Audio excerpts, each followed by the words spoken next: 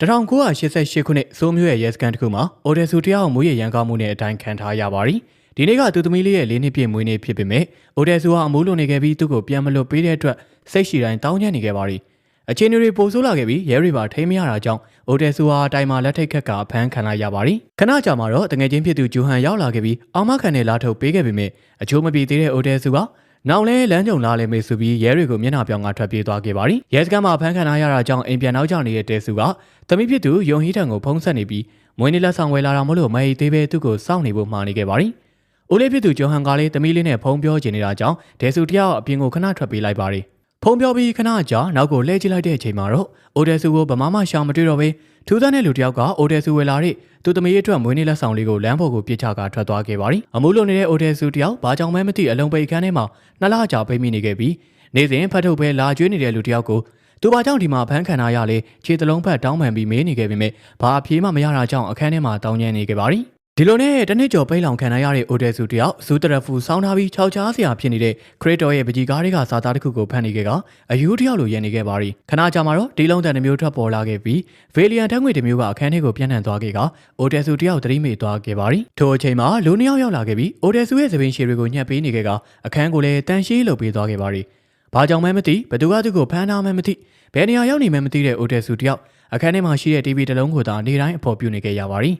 ဟိုတယ်လည်းမဟုတ်ထောင်လည်းမဟုတ်တဲ့နေရာတစ်ခုမှာဘာကြောင့်အဖမ်းခံရတာလဲမသိတဲ့လူတစ်ယောက်အတွက် TV တစ်လုံးကတငယ်ချင်းတစ်ယောက်လိုဖျားသခင်တစ်ယောက်လိုအာသာပြေဖို့ရည်သားတစ်ယောက်လိုပြုမှုဆက်ဆံနေခဲ့ပါသည်တနေ့မှာတော့ TV သတင်းတစ်ခုကနေသူမိမအသက်ခံလိုက်ရပြီးသူ့ရဲ့သွေးတွေကအခင်းဖြစ်ပွားရမှာတွေ့ရတဲ့အတွက်သူ့ကိုလူသက်တရာခံဖြစ်ရဲတွေကရှာနေကြောင်းသိလိုက်ရပါသည်။ငကိုတွေကမူးရင်ယူတတ်တဲ့အိုဒယ်ဆူတယောက်မိသားစုကိုပါဆုံးရှုံးလိုက်ရပြီးလူသက်တရာခံမှာဖြစ်သွားတာကြောင့်စိတ်လွတ်သွားခဲ့ကအချိန်ချင်းတက်တည်ဖို့ကြိုးစားနေခဲ့ပါသည်။ထို့သောအချိန်ချင်းကြိုးစားပြီးတော့မအောင်မြင်တဲ့အခါမှာနေတိုင်းစားနေရတဲ့ဖတ်ထုတ်ကိုမသေးုံစားပြီးသူ့ကြောင့်ဒုက္ခရောက်ခဲ့တဲ့လူတွေရဲ့နာမည်ကိုခြာရေးကစည်ရင်းပြုစုနေခဲ့ပါသည်။ဘသူကများသူ့ကိုဒီလိုဖြစ်အောင်လုပ်နေလဲဆိုတာကိုတွေးတောနေရင်တကယ်လို့အပြင်ကိုထွက်လို့ရတဲ့အခါအပီပြင်လက်စားချေဖို့နေစဉ်ကြိုးစားနေခဲ့ပါသည်။တနစ်ကိုတကြောင်နဲ့သူ့ရဲ့လက်ပေါ်ဆေးမင်းကြောင်တစ်ခုရေးဆွဲလာခဲ့တာ6နှစ်ကြာသွားခဲ့ပါသည်။တနေ့မှာတော့ဖတ်ထုတ်စားရင်တူ3ချောင်းပါလာတာကြောင့်တချောင်းကိုဖွက်ထားခဲ့ကဂရင်အောက်ကနေရန်ကိုရွေးချယ်ပြီးဖောက်ထွက်ဖို့တိုးနေခဲ့ပါသည်။ဒီလိုနဲ့အချိန်တွေကုန်ဆုံးလာခဲ့က14နှစ်ကျော်15နှစ်ရောက်မှာတော့အိုဒယ်ဆူတယောက်နေရနှစ်ခုစလုံးကိုဖောက်နိုင်ခဲ့ပြီးလွန်မြောက်ဖို့မျောလင်းချက်တွေရောင်ကြီးတန်းလာခဲ့ပါသည်။ရုတ်တရက်ဗေလီယန်တန်းငွေတွေဝင်လာတာကြောင့်သူဖောက်နေတဲ့အပေါက်ကိုဂရင်နဲ့ဖုံးကွယ်လိုက်ကအပြင်ကိုရောက်ရင်ဘာကိုအရင်စားလုပ်မယ်ဆိုတဲ့အတွေးပေါင်းများစွာနဲ့တတိလက်သွားခဲ့ပါသည်ခဏကြာမှာတော့အမျိုးသမီးတယောက်ရောက်လာခဲ့က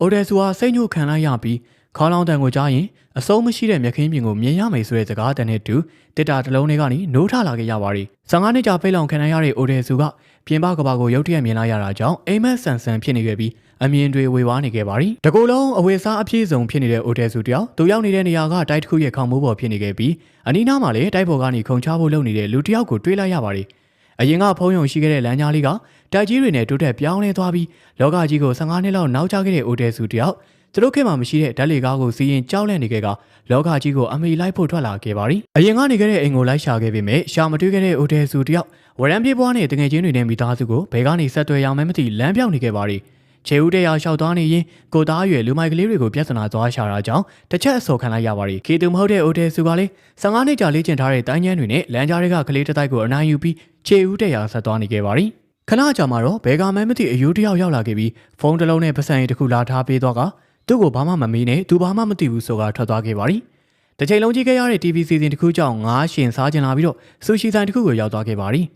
ဆူရှီဆိုင်တွေကဝန်ထမ်းမလေးနဲ့အိုဒယ်ဆူတို့ကစကားစမြည်ပြောနေခဲ့ကြပြီးတော့တယောက်နဲ့တယောက်မသိပေမဲ့ရင်းနှီးနေသလိုခံစားနေခဲ့ကြပါသည်ခဏကြာမှာတော့အမည်မသိဖုန်းတစ်ခုဝင်လာခဲ့ပြီးအိုဒယ်ဆူတယောက်ဘာကြောင့်သူ့ကို15နှစ်ကြာပိတ်လောင်ခဲ့လဲလို့ဒေါသတကြီးနဲ့မေးနေခဲ့ပါသည်တစ်ဖက်ကလူငယ်လေးကတော့ဘာကူမှရေးရရမဖြေသွားပြီး15နှစ်လုံးလုံးသူစီမှာကြောင်းတက်ပြီးပြီဖြစ်တာကြောင့်စာမေးပွဲဖြေဆိုဖို့အသင်ပြင်ထားလို့ပြောပြီးဖုံးချသွားခဲ့ပါသည်စိတ်ထုံနေတဲ့အိုဒယ်ဆူတယောက်အရှင်လက်လက်ရေပွဲတစ်ကောင်ကိုစားပြီးခဏအကြောင်းမှာပဲမေးလဲသွားခဲ့ပါသည်အိုဒယ်ဆူပြန်တတိယလာတဲ့ချိန်မှာတော့ဆူရှီဆိုင်ကကောင်မလေးရဲ့အိမ်ကိုရောက်နေခဲ့ပြီးသူရဲ့15နှစ်တာမတ်စုကိုဖတ်နေတဲ့ကောင်မလေးကိုတွေ့လိုက်ရပါသည်ဆူရှီဆိုင်မှာတယောက်တည်းမေးလဲသွားတာကြောင့်မီတိုဆိုတဲ့ကောင်မလေးကသူ့အိမ်ကိုခေါ်ထားပြီးတော့တတိပြန်ရလာတဲ့အထိကိုပြုစုထားတာဖြစ်ပါသည်မီတိုကအိမ်သားတကားပြက်နေတာကြောင့်မဟုတ်တာမတွေးနဲ့ဆိုတာဓာတ်တစ်ချောင်းကိုယူပြီးတော့ဝင်သွားခဲ့ပါသည်ရုတ်တရက်အိုဒယ်ဆူကအိမ်သားလေးကိုဝင်လာခဲ့ပြီး15နှစ်ကြာလေ့ကျင့်ထားတဲ့တိုင်းကျန်းတွေကိုဥပဒေမဲ့လာလုံနေတာကြောင့်မီတိုရဲ့လက်စာမိပြီးတော့ပြန်ထွက်ပြေးသွားခဲ့ပါသည်သူအမားကိုတီးပြီးတောင်းပန်နေပေမဲ့မီတိုကလည်းသူ့ကိုခွင့်လွှတ်ပေးခဲ့ကသူကိုယ်တိုင်ကလည်းအိုဒယ်ဆူကိုသဘောကျနေကြောင်းဖွင့်ရလာပါသည် ဒါပေမဲ့တယောက်နဲ့တယောက်မရင်းနှီးသေးတာမို့ဥပဒေမဲ့တွေအရင်မလုပ်ပေးနောက်တစ်ခါသူစိတ်အစဉ်သင်းဖြစ်တဲ့အခါကျရင်တချင်းဆိုပြီးအတီးပေးမယ်လို့ပြောလိုက်ပါတယ်အဲ့ဒီခါသူဘလောက်ရုံရုံမလွတ်ပေးဖို့ပြောနေခဲ့ပါတယ်သူကိုယ်တိုင်ကလည်းတကူရဲအထီးကျန်ခဲ့သူတယောက်မို့တယောက်ခံစားချက်တယောက်နားလေကြောင်းပြောပြနေခဲ့ပါတယ်နောက်နေ့မှာတော့သူ့ရဲ့သမီးဖြစ်သူကိုရှာဖို့အတွက်မိတို့ကိုကူညီတောင်းခဲ့ပြီးနိုင်ငံသားမိသားစုတစုကမွေးစားလိုက်ပြီဆိုတဲ့သတင်းသာရရှိခဲ့ကသူသမီးရဲ့နိုင်ငံသားလိပ်စာကတ်တစ်ခုနဲ့သူမိမရဲ့အုပ်ကူမြေပုံကိုသာရရှိခဲ့ပါတယ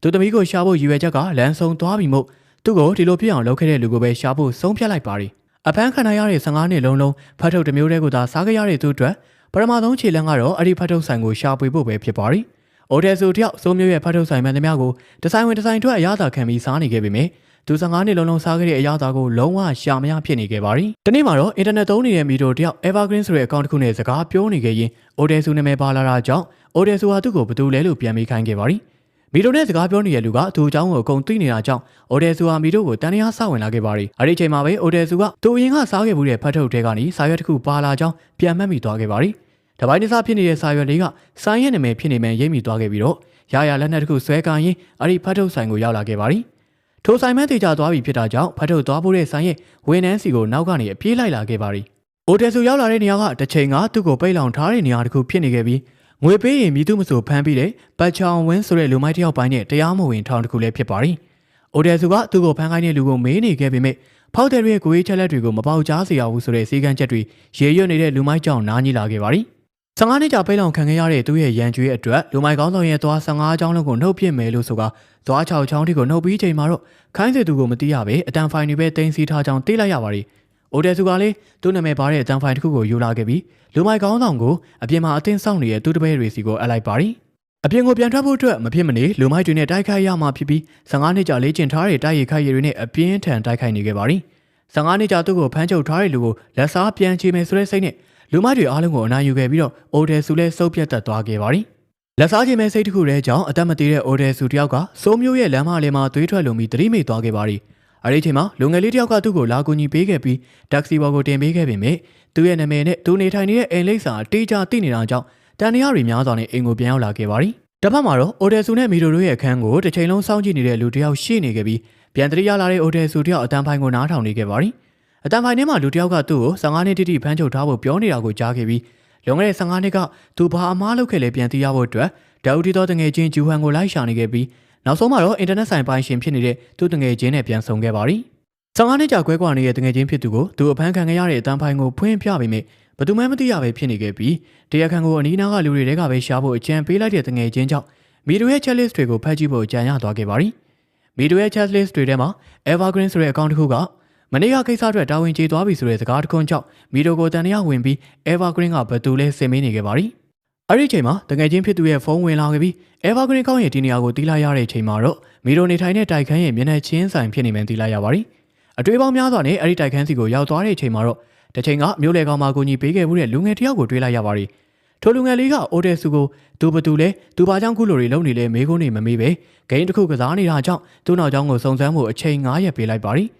အဲဒီကလေးသူ့နောက်ကျောင်းကိုစုံစမ်းပြီးရင်စူချင်းနေတဲ့မိတို့ရဲ့အစားသူသေးပေးမယ်လို့ပြောလိုက်ပါတယ်။အဲ့ဒီလူငယ်လေးကပဲခမားချစ်ခဲ့တဲ့မိမရန်ကိုတတ်ဖြစ်မယ်ဆိုပြီးပြောကကိုမိမကိုမကောက်ကွယ်နိုင်တဲ့ယောက်ျားလို့ပြောလိုက်တာကြောင့်စိတ်တူသွားတဲ့အိုတယ်ဆူတယောက်သူ့ကိုတတ်ဖို့လုပ်နေခဲ့ပါတယ်။သူ့ကိုတတ်လိုက်မဲ့အစား15နှစ်လုံးဖမ်းထားခဲ့တဲ့အကြောင်းကိုမသိချင်ဘူးလားဆိုတဲ့စကားကြောင့်အိုတယ်ဆူကမတတ်ဘဲနဲ့လွတ်ပေးလိုက်ပါတယ်။တကယ်တော့အဲ့ဒီလူငယ်လေးကနှလုံးအားနေတဲ့အတွက်ဆက်တက်ထားရတာဖြစ်ပြီးအိုတယ်ဆူမတက်လဲသူ့ကိုသူတတ်သေးဖို့အတွက်စက်ကိုအချိန်မီပိတ်နိုင်တဲ့ remote တစ်ခုရှိကြောင်းပြောပြနေခဲ့ပါတယ်။15နှစ်လုံးပိတ်လောင်ထားပြီးမိမဖြစ်သူကိုတတ်ခဲ့တဲ့အတွက်သူ့ကိုအခုချက်ချင်းတက်ပြီးလက်စားချေမလား။ဘာကြောင့်အခုလိုလုပ်ခဲ့ရလဲဆိုတဲ့နောက်ကြောင်းကိုသိချင်လားဆိုတဲ့အတွက်အိုတယ်ဆူဟာတွေ့ဝင်နေခဲ့ပါတယ်။ခဏကြာမှာတော့မီတိုရဲ့အော်တန်ကြောင့်အခန်းကိုပြန်လာခဲ့တဲ့အိုတယ်ဆူတယောက်လူစိုးကိုင်းတစ်ခုရဲ့ဖမ်းဆီးခြင်းကိုခံလိုက်ရပါတယ်။တစ်ချိန်ကသူ့ကိုဖမ်းချုပ်ထားတဲ့လူမိုက်ဖွဲ့စည်းကဖြစ်ပြီးတွားနှုတ်ခံလိုက်ရတဲ့ပတ်ချောင်ဝင်းဆိုတဲ့သူကအိုတယ်ဆူကိုလက်စားပြန်ချေဖို့ရောက်နေကြတာဖြစ်ပါတယ်။အိုတယ်ဆူရဲ့တွားတွေနှုတ်ပြတော့မဲ့အချိန်မှာပဲလူတယောက်ကဖုန်းဆက်လာပြီးလက်စားချေမဲ့အလုပ်ကိုရပ်ဖို့အတွက်ပတ်စံပေးလိုက်တာကြောင့်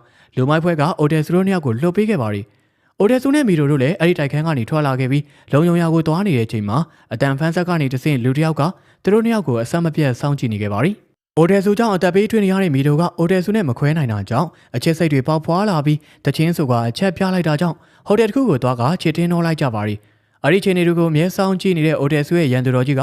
သူတို့အိပ်ပျော်နေတဲ့ချိန်တန်းငွေလွတ်ပြီးလက်ဆောင်တစ်ခုလာထားသွားခဲ့ပါတယ် အိုတယ်ဆူတို့နိုးလာတဲ့အချိန်လက်ဆောင်ကိုဖွင့်ကြည့်လိုက်တဲ့အချိန်မှာတော့လူတယောက်ရဲ့လက်တစ်ဖက်ကိုမြင်လိုက်ရပါတယ်။အဲဒီလက်ကလူမိုက်ကောင်းဆောင်ပတ်ချောင်းဝင်းဆိုသူရဲ့လက်ဖြစ်ပြီးတော့မနေ့ကမီတိုရဲ့ရင်သားကိုကင်ခဲ့တဲ့အတွက်သူကိုယ်တိုင်လက်ကိုဖျက်ပစ်မယ်ဆိုတဲ့စကားကိုတတိယသွားခဲ့ပါရီ။အဲဒီချက်ကြောင့်ပဲအိုတယ်ဆူကသူတို့စောင့်ကြည့်ခံရတာကိုသဘောပေါက်သွားခဲ့ပြီးတော့သူတို့ရဲ့ခန္ဓာကိုယ်မှာအတန်ဖန်းဆက်ရှိမရှိသွားရှာခဲ့ပါရီ။အိုတယ်ဆူထင်တဲ့အတိုင်းအတန်ဖန်းဆက်အတက်ခံရပြီးအားလုံးဖြုတ်ပစ်လိုက်တာကြောင့်တစ်ဖက်ကလုံးဝခြေရခံများဖြစ်သွားခဲ့ပါရီ။နောက်တစ်နေ့မှာတော့အိုတယ်ဆူတို့ဖွဲ့ကမီတိုရဲ့အကူအညီနဲ့ Evergreen website တစ်ခုတွေကသူတို့ငယ်စဉ်ကတက်ခဲ့တဲ့စမ်းတို့အထက်တန်းကျောင်းကိုရှာတွေ့သွားခဲ့ပြီးတော့တဲလွန်သားရဖို့အတွက်အဲ့ဒီအထက်တန်းကျောင်းကိုရောက်လာခဲ့ပါရီ။အိုတယ်ဆူကျောင်းထွက်ခဲ့တဲ့1989ခုနှစ်ရဲ့ကျောင်းသားမှတ်တမ်းတစ်ခုထဲမှာလေဝူချင်းဆိုတဲ့လူတစ်ယောက်ကိုရှာတွေ့ခဲ့ပြီးအဲ့ဒီလူကအိုတယ်ဆူကို15နှစ်ကြာပိတ်လောင်ခဲ့တဲ့လူလည်းဖြစ်ပါရီ။တကြောင်နဲ့ဖြစ်ပေမဲ့စီနီယာအိုတယ်ဆူနဲ့လေဝူချင်းတို့ကအတန်းမတူတာကြောင့်တငယ်ချင်းဖြစ်သူဂျိုဝမ်ကိုလေဝူချင်းရဲ့အကြောင်းကိုမေးနေခဲ့ပါရီ။တငယ်ချင်းဖြစ်သူကလည်းလေဝူချင်းအကြောင်းသိမသိပေမဲ့လီဆူဝါဆိုတဲ့အမတစ်ယောက်ရှိပြီးတော့အိုတယ်ဆူကျောင်းပြောင်းပြီးမှတေးသွားပြီဖြစ်ကြောင်းပြောပြလိုက်ပါရီ။လီဆူဝါကချမ်းသာတဲ့အတိုင်းဝိုင်းကဖြစ်ပြီးစားတော်ပေမဲ့လူတကာနဲ့အိတ်တဲ့အပြတ်မလို့ကျောင်းမှာနာမည်ကြီးခဲ့ကြောင်းအာဘောင်အာရင်တန်ပြောနေတော့မှပဲသူတို့ပြောစကားတွေကိုနားထောင်နေတဲ့လီဝူချင်းတယောက်သူ့အမရဲ့မကောင်းကြောင်းကိုပြောနေတဲ့ဂျူဟန်ကိုအဲ့ဒီနေရာမှာတင်တက်ပစ်လိုက်ပါရီတငယ်ချင်းဖြစ်သူကိုဆုံးရှုံးလိုက်ရတဲ့အိုတယ်ဆူတယောက်သူချေရတဲ့မိတို့ကိုကာကွယ်ဖို့အတွက်တစ်ချိန်ကသူ့ရဲ့ရန်သူဖြစ်တဲ့ဘတ်ချောင်ဝန်းစီကိုရောက်သွားခဲ့ပါရီဘတ်ချောင်ဝန်းကလည်းသူ့ရဲ့လက်တစ်ဖက်အဖြတ်ခံလိုက်ရတာကြောင့်လီဝူချင်းကိုလက်စားချေဖို့အတွက်အိုတယ်ဆူနဲ့ပူးပေါင်းခဲ့ပြီးမိတို့ကိုကာကွယ်ဖို့သဘောတူခဲ့ပါရီအိုတယ်ဆူကဇူလိုင်လ9ရက်နေ့နောက်ပိုင်းသူပြန်ရောက်မလာပါကမီတိုကိုလွတ်ပေးဖို့မှာခဲ့ပါရီအိုတယ်ဆူတယောက်လီဆူဝါရဲ့အကြောင်းတွေပဲတငယ်ချင်းဖွင့်ထားတဲ့အလားပြင်ဆိုင်ကိုရောက်လာခဲ့ပြီးလီဆူဝါဘာကြောင့်တိတ်ဆုံးသွားရတယ်လဲဆိုတာစုံစမ်းနေခဲ့ပါရီလီဆူဝါကကောလာဟာလာတစ်ခုကြောင့်ကိုတက်တည်သွားတာဖြစ်ပြီးအဲ့ဒီကောလာဟာလာကိုဖျန်းခဲ့တဲ့သူကအိုတယ်ဆူရဲ့တငယ်ချင်းဂျူဟန်ဖြစ်ကြောင်းသိလိုက်ရပါရီအိုတယ်ဆူတယောက်အတိတ်ကိုပြန်စင်းစားနေရင်လွန်ခဲ့တဲ့24နှစ်သူเจ้าမပြောင်းခင်ကဖြစ်ရတစ်ခုစီကိုပြန်ရောက်သွားခဲ့ပါရီစီနီယာအိုတယ်ဆူတယောက်ကျောင်းမပြောင်းခင်တရက်အလိုလီဆူဝါနဲ့ဆုံတွေ့ခဲ့ပြီးအဲ့ဒီနေ့မှတယောက်နဲ့တယောက်စကားပြောမှုကြတာဖြစ်ပါရီအဲ့ဒီနေ့မှာပဲအိုတယ်ဆူတယောက်ဒီဇလန်ရဲ့အစားပြုရာမမြင်သင့်တဲ့မြင်ကွင်းတစ်ခုကိုမြင်ခဲ့မိပါရီကျောင်းဟဲ့တနေရာမှာလီဆူဝါနဲ့မောင်ဖြစ်သူလီဝူချင်းတို့နှစ်ယောက်မောင်နှမထက်ပိုတဲ့ဆက်ဆံရေးတစ်ခုကိုမြင်တွေ့ခဲ့ရပြီးအဲ့ဒီကျောင်းကိုတငယ်ချင်းဖြစ်သူဂျိုဟန်ထံဖောက်တယ်ချခဲ့ပါရီတငယ်ချင်းဖြစ်သူဂျိုဟန်ကလီဆူဝါတို့ကမောင်နှမချင်းချစ်ကြိုက်နေကြောင်းသတင်းဖြန့်လိုက်တာကြောင့်လီဆူဝါကဝေဖန်မှုတွေကိုမခံနိုင်တော့တဲ့နောက်ဆုံးဇူလိုင်လ9ရက်နေ့မှာကိုအဆုံးစီရင်လိုက်တာဖြစ်ပါရီ။အဲဒီနေ့ကအဖြစ်ပြက်ကြောင့်အိုတယ်ဆူကမောင်ဖြစ်သူလီဝူချင်းရဲ့လက်စားချေခြင်းကိုခံလိုက်ရတာဖြစ်ကြောင်းမီတို့ကိုရှင်းပြနေခဲ့ပါရီ။အကြောင်းဆုံးကိုတည်သွားပြီးမယ်15နှစ်တာပိတ်လောင်ခံခဲ့ရပြီးမိမဖြစ်သူပါအသက်ခံလိုက်ရတာကြောင့်အိုတယ်ဆူကလီဝူချင်းကိုမဖြစ်မနေလက်စားချေမှာဖြစ်ပါရီ။မီတို့ကတားခဲ့ပြီးမယ်အိုတယ်ဆူတယောက်လီဝူချင်းကိုလိုက်ရှာနေခဲ့ပြီးနောက်ဆုံးမှာတော့လီဝူချင်းကိုယ်တိုင်အိုတယ်ဆူကိုတွေ့ဆုံခဲ့ပါရီ။အထက်မြင့်အဆောက်အဦရဲ့ထိပ်ဆုံးကိုရောက်တဲ့အခါအိုတယ်ဆူကတိုက်ခိုက်ခဲ့ပြီးမယ်လီဝူချင်းရဲ့မန်နေဂျာကတော့စကားနဲ့ပဲဖြည့်ရှင်းကြစို့လို့ပြောပြီးရေချိုးနေတဲ့လီဝူချင်းကိုစောင့်နေခဲ့ပါရီ။အိုတယ်ဆူကတော့လီဝူချင်းရဲ့လျှို့ဝှက်ချက်တွေကိုဖော်ထုတ်နိုင်ခဲ့ပြီးမို့သူနိုင်သွားပြီဖြစ်ကြောင်းပြောလိုက်ပါရီ။အတန်ကြောင့်ဖားသိဆိုတဲ့အတိုင်းအိုတယ်ဆူရဲ့ပါဇက်တည်ရမှုကြောင့်သူအမကတကယ်ကိုဝင်မရှိပဲရှိတယ်လို့ထင်သွားခဲ့ပြီးကိုအဆုံးစီရင်သွားခဲ့တာဖြစ်ပါရီ။မောင်နှမချင်းချစ်ကြိုက်မိတဲ့ဒုက္ခကိုအိုတယ်ဆူကိုခံစားစေဖို့အတွက်လီဝူချင်းမှာဒီထက်ဆိုးတဲ့အကြံတစ်ခုရှိနေခဲ့ပါရီ။အိုတယ်ဆူကို15နှစ်ကြာပိတ်လောင်ထားပြီးပြန်ထွက်လာချိန်မီရိုနဲ့စုံစီအောင်လီဝူချင်းကိုယ်တိုင်တေချာစီစဉ်ထားခဲ့တာဖြစ်ပါရီ။အိုတယ်ဆူနဲ့မီရိုတို့နှစ်ယောက်စလုံးကစိန်ညိုခံခဲ့ရတာဖြစ်ပြီးလီဝူချင်းစီစဉ်ထားတဲ့အတိုင်းတယောက်နဲ့တယောက်အနေအနီးကချစ်မိသွားခဲ့ကြတာဖြစ်ပါရီ။အိုတယ်ဆူကနားမလည်နိုင်ဖြစ်နေခဲ့ပြီးလီဝူချင်းကအဲ့ဒီလက်ဆောင်ပုံထဲမှာအဖြေအားလုံးရှိနေကြောင်းညွှန်ပြလိုက်ပါရီ။အိုတယ်ဆူဖွင့်ကြည့်လိုက်ချိန်မှာတော့သူတို့မိသားစုရဲ့ဓာတ်ပုံလေးကိုတွေ့လိုက်ရပါရီ။ဓာတ်ပုံတိုင်းမှာအိုတယ်ဆူရဲ့သမီးဖြစ်သူကြီးပြင်းလာပုံကိုဖော်ပြထားပြီးနောက်ဆုံးဓာတ်ပုံရောက်မှာတော့အိုတယ်ဆူတယောက်မီရိုရဲ့ပုံကိုမြင်သွားခဲ့ကသွေးပြတ်သွားခဲ့ပါရီ။လီဝူချင်းရဲ့နောက်ဆုံးလက်စားချေမှုဖြစ်ပြီးကိုသွေးသားအရင်ကိုလုံလုံကျူးကျူးချင်းမိတဲ့ဒုက္ခအပူမီးကိုမခံနိုင်တော့တဲ့အိုတယ်ဆူတယောက်လီဝူချင်းကိုတပ်ဖို့အတွက်မဲမြင်ရတိုက်ခိုက်နေခဲ့ပါရီ။လီဝူချင်းရဲ့မန်နေဂျာနဲ့တိုက်ခိုက်ပြီးခဏကြာမီတို့စီကိုလည်းအလားတူလက်ဆောင်ပုံရောက်နေကြောင်းသိသွားတဲ့အိုတယ်ဆူကအဲဒီလက်ဆောင်ပုံကိုမဖွင့်ကြည့်ဖို့မီတို့ကိုအသေးအတန်မှားနေခဲ့ပါရီ။သူကမီတို့ရဲ့အဖေဖြစ်ကြောင်းမသိစေချင်တဲ့အတွက်တခုတည်းသောနီလန်ကတော့လီဝူချင်းကိုတောင်းပန်ဖို့ပဲဖြစ်ပါရီ။အိုတယ်ဆူတယောက်ခွေးတကောင်လိုခက်ခက်ရရတောင်းပန်နေခဲ့ပြီးလီဝူချင်းစိတ်ကျဉ်နဲ့သွားအောင်လို့မပြောတဲ့စကားကိုပြောခဲ့မိတဲ့ရှားကိုသူကိုယ်တိုင်ဖျက်ပစ်လိုက်ပါရီ။အယူတစ်ပိုင်းဖြစ်နေတဲ့အိုတယ်ဆူကိုကြည့်ပြီးစိတ်ပြောင်းသွားတဲ့လီဝူချင်းတယောက်လက်ဆောင်ပုံကိုပြန်သိမ်းခိုင်းလိုက်ပြီးသွေးသားအရင်ကိုကျူးလွန်ပြီးတဲ့အဖြစ်တွေနဲ့ပဲအိုတယ်ဆူကိုရှင်သန်စေခဲ့ပါရီ။လက်စားချေချင်းပြီးဆုံးသွားတဲ့လီဝူချင်းတယောက်အတိတ်ကအမဖြစ်သူကိုမကယ်နိုင်ခဲ့တဲ့အတွက်သူကိုယ်တိုင်ဒီတစ်ခါတော့အမဖြစ်သူနောက်ကိုလိုက်သွားခဲ့ပါရီ။နင်းတွေဖုံးလွှမ်းနေတဲ့ဒေါအုပ်ကြီးထဲမှာစကားမပြောနိုင်တော့တဲ့အိုတယ်ဆူတယောက်အတိတ်ကသူတို့ကိုစိတ်ညှို့မှုတဲ့ဆီယာမကိုပဲအကူအညီတောင်းကသမီးရင်းကိုချစ်ခဲမိတဲ့အတိတ်ဆိုးကိုဖျောက်ဖျက်ဖို့လုပ်နေခဲ့ပါရီ။စိတ်ညှို့မှုအပြီးမှာတော့အိုတယ်ဆူတယောက်နှင်းတော်ထဲမှာမီတိုနဲ့ပြန်လည်ဆုံစည်းခဲ့ပါရီ။ဦးလေးကြီးကိုအရန်ချစ်တယ်ဆိုတဲ့မီတိုရဲ့စကားကြောင့်အိုတယ်ဆူတယောက်မျက်ရည်တွေနဲ့ပြုံးနေခဲ့ပြီးမြဲသူရဲ့မှတ်ဉာဏ်တွေကတကယ်ပဲပျောက်သွားတာလားဒါမှမဟုတ်ဟန်ဆောင်နေတာလားဆိုတာကတော့သူကိုယ်တိုင်အသိဆုံးပဲဖြစ်ပါလိမ့်မယ်။